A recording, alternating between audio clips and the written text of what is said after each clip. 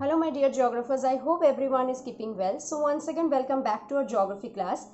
So I know that class 11's geography syllabus is quite different from your previous classes syllabus, like what you have done in class 10. But believe me, there are some important topics present which will definitely help you in your higher studies. So now, without any further delay, I have come up with a new topic of class 11, that is aeolian processes and associated landforms. So I have divided this chapter into many parts and one by one we will cover up this. So without any further delay, let's start the topic. So the name of the chapter is aeolian processes and the associated landforms. So first of all, we need to know what do we understand by the aeolian processes. So here aeolian processes are associated with the work of wind, particularly in the desert regions.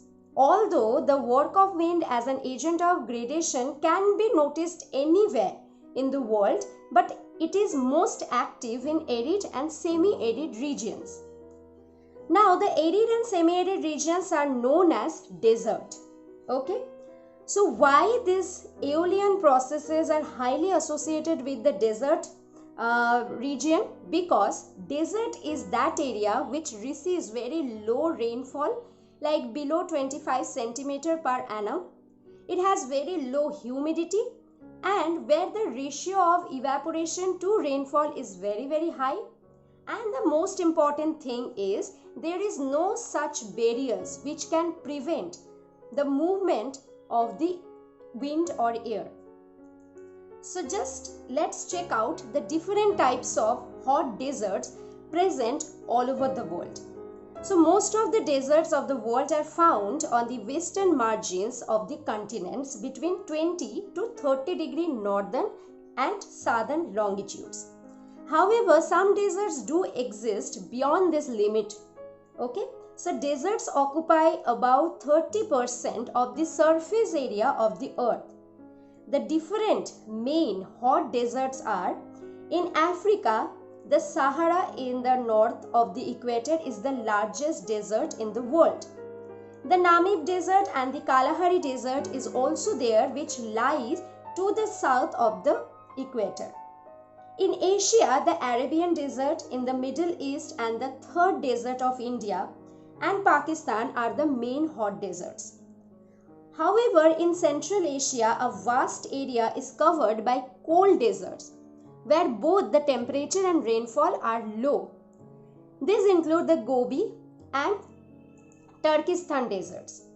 Now let's come to North America. The deserts of Arizona and the Southern California and Sonoran Desert of Mexico. In Southern America, the Atacama Desert in Chile and the Peruvian Desert is present. In Australia, one and only desert is the Great Australian Desert. So whenever you will learn the different names, please try to see the map, the world map also. Now, there are different types of desert we have already come to know. So basically, what are the types of desert? Number one, sandy desert, after that stony desert, and then rocky desert. Now let's move on to the next topic, that is work of wind in a desert area.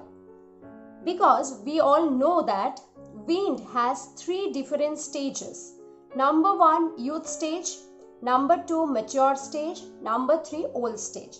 In its youth stage, the major activity of the wind is erosion. In the maturity stage or mature stage, the major activity of the wind is to transport the materials, that means transportation.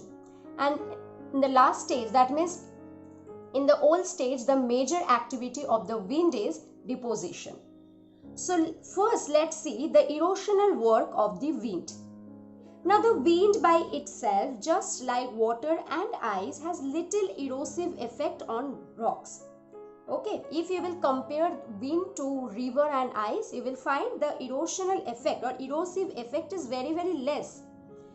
Now the loose rock material carried by wind acts as its tool in wearing them down.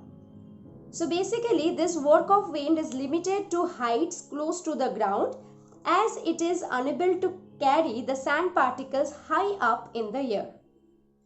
So wind action depends on the size of the grains carried above or moved along the ground, and this obviously the speed of the wind and the length of the time. So basically 3 important factors are there. Number 1, again I am repeating, number 1, size of the particles. Number 2, the speed of the wind. Number 3, the length of time. So basically there are 3 different ways by which wind can erode a certain portion of a landmass. These are number 1, deflation, number 2, abrasion, number 3, attrition. So let's see what are these methods. Number 1, deflation. The particles which are loosened by weathering are blown by the wind. This is known as deflation. Now come to abrasion. The dust and the sand particles which is present in the air, they generally float in the atmosphere. When wind blows faster, these particles act like sandpaper on the rocks. So they are known as tools of wind and wear down the rocks by scraping, rubbing, undercutting, grooving, etc. This action is known as abrasion. Now last one is attrition.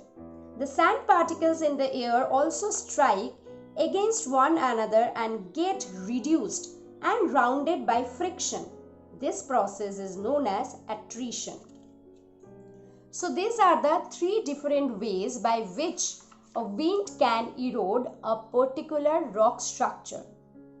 So I hope this much is clear to you all. Again, we will come up with a new topic in my next video, and then I will discuss the different landforms made or formed by wind erosion. Till then, thank you and take care.